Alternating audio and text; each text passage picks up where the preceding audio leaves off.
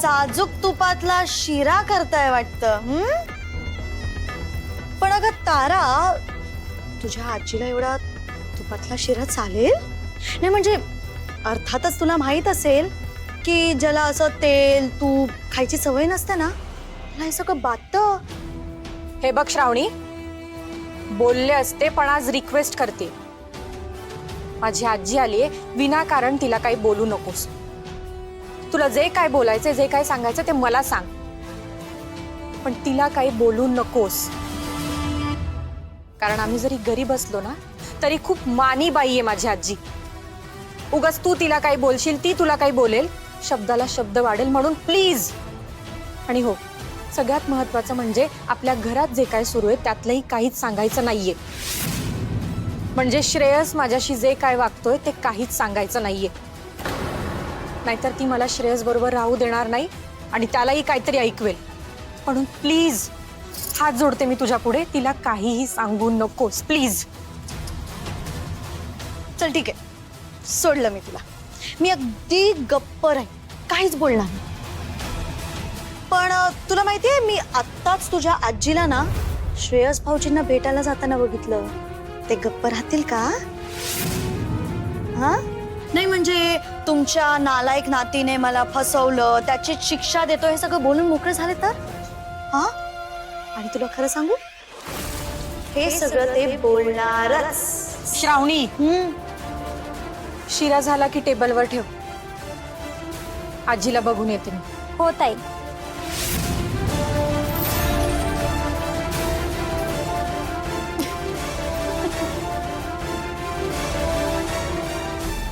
मला गप्प करतेस?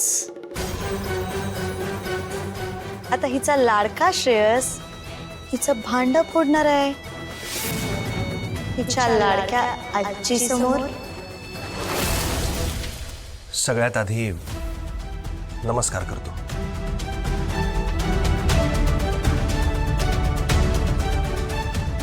सॉरी, मगाशी तुम्ही आलात आणि ऑफिसची मंडळी होती, कामाची गडबड होती, त्यामुळे वाकून नमस्कारही करता आला नाही तुम्हाला. तुम्ही प्लीज बसा ना, बसून बोलूया ना आपण. या प्लीज प्लीज या.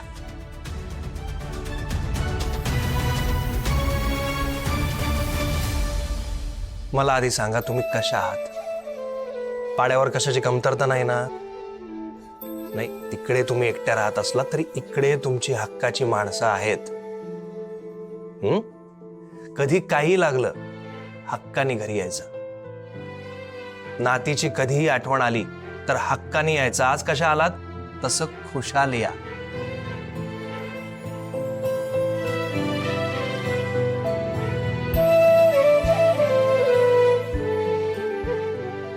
असा विचार नाही करायचा की सारखं सारखं कसं काय जाऊ नातीच्या सासरी भेटायला. तू माझी एवढी काळजी करतो, मग आपल्या बायकोची का नाही करत? अरे तुझं आणि माझं नातं तिच्यामुळेच आहे ना. तुम्हाला हा प्रश्न मला विचारण्याचा पूर्ण अधिकार आहे आणि त्याचं उत्तर द्यायलाही मी बांधील आहे. त्याचं उत्तर देईन मी तुम्हाला. आजी रागवू नका, पण मी स्पष्ट बोलेन.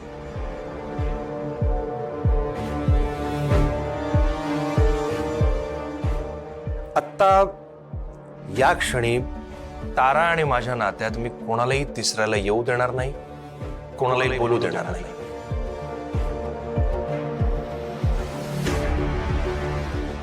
आजी, माझा जो काही राग आहे, जो काही त्राग आहे, जी चिडचिड आहे, ती तारावर आहे. तो राग मी तुमच्यावर काहीही झालं तरी कधीही काढणार नाही.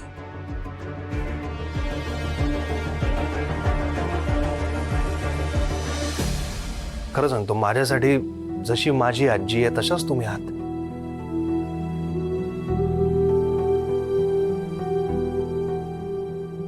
हा, पण आता या क्षणी माझी स्वतःची आजी जरी आमच्यामध्ये काही बोलली तरी मी ऐकून घेणार नाही. कारण नवरा बायकोच्या नात्यात तिसऱ्या माणसाला जागा नाही.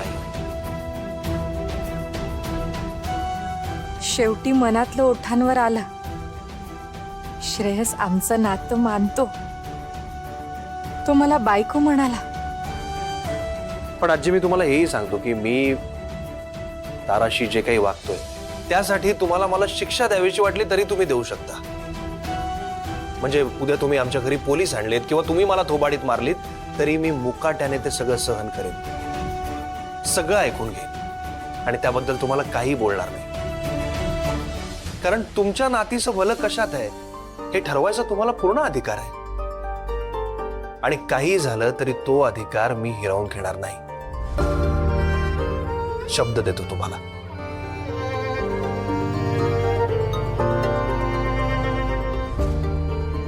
आता या क्षणी मी आत जाणं योग्य नाही.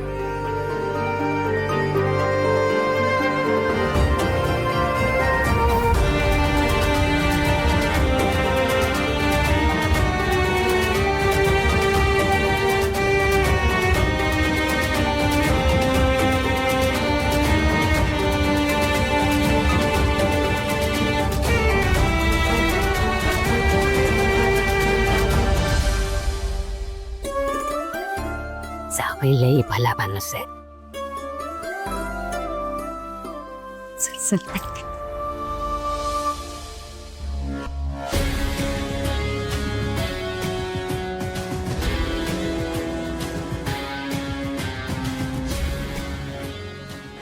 जब बाई आहे रॉकेलसाठी एवढे पैसे. जाऊ दे, आपल्याला काय करायचंय? आपल्याला फक्त जमेल तेवढे पैसे उकळून काढायचे. बस.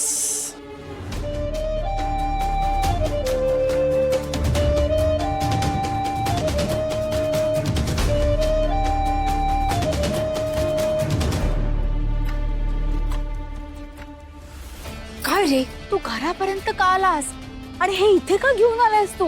हा, तुला सांगितलं होतं ना तू तुझ्याकडे जपून ठेव म्हणून. नसता शहाणपणा तुला कुणी करायला सांगितला? अहो, साध्या रॉकेलची एवढी भीती का वाटते तुम्हाला? आता मी माझ्या घरी नेलं असतं, पण आमच्या पाड्यावर जाम महाग मिळतो, जाम मारामारी चालते ह्याच्यासाठी. आणि मी माझ्या घरी नेलं आणि हे कोणी चोरलं तर तुमचे वांदे होतील ना, म्हणून मी डायरेक्टली इकडेच आणलं. तू आधी इकडे ये. मी जेवढं सांगितलं ना तेवढंच करायचं. स्वतःची अक्कल नाही चालवायची. बाईसाहेब अक्कल नाही चालवत आहे, पण जेवढे पैसे तुम्ही मोजले ना तेवढं महाग नसतं रॉकेल. म्हणजे तुमच्याकडे भरपूर पैसे माहिती आहेत मला, पण मला 1000 रुपये दिले असते तर मीच आणलं असतं. ह्याच्याने काय विमान उडवायचंय? गंडवलं बाईसाहेब, चांगलंच गंडवलंय. फारच महाग पडले तुम्हाला रॉकेल. अरे बाबा जरा हळू बोल. आणि तू ना माझा सल्लागार नाहीयेस, कळलं? जेवढं सांगितलं तेवढंच काम कर. हा